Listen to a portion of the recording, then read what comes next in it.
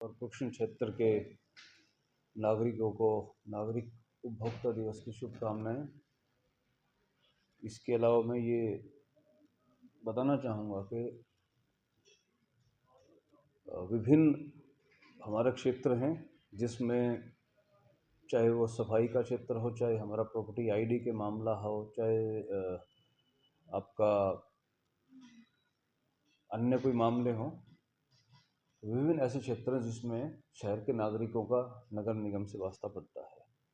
तो मैं बताना चाहूँगा कि तो जो हमारा राइट टू सर्विस एक्ट है, हम उसके तहत जो भी विद इन स्टिपुलेटेड पीरियड है, हम कोशिश करते हैं कि उसकी सेवाओं का हम निदान किया जाए, उसको प्रदान की जा सके विद इन स्टिपुलेटेड टाइम।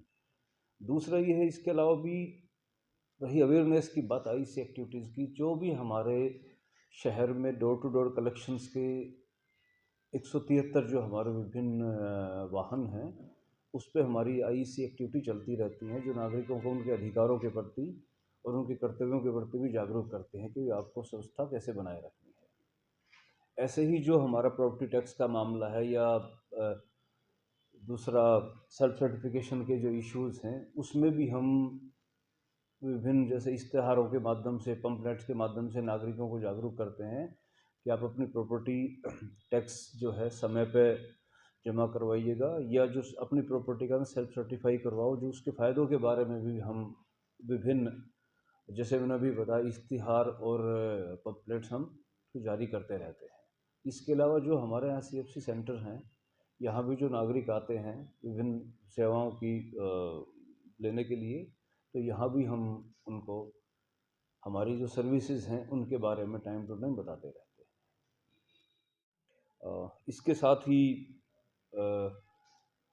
मैं एक अपील भी करना चाहूँगा, क्योंकि कॉरपोरेशन के दायित्व में जो जो अधिकार क्षेत्र में जो जो इश्यूज आते हैं, उसमें जनता के सहयोग के बगैर हम कुछ भी नहीं कर पाते। हमारी कोशिश ये रहती है कि हम विभिन्न RWAs हैं, ये हमारे जो पार्षदगण हैं, इनके माध्यम से हम जनता से जुड़े रहते हैं, ये हमारे एक कड़ी का काम करते हैं।